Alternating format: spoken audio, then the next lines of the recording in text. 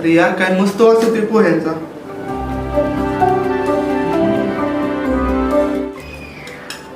Quality शेवट राहणे पोहे एकदम घरची आठवण आली यार. होय ना, या घरात शेवटचे पोहे कधी खाल्लेले हेच आठवत नाही. अरे एकदा पर्जनी केले नव्हते का? हो ती करपलेले पोहे ना. करत नाही जळकी पोहे.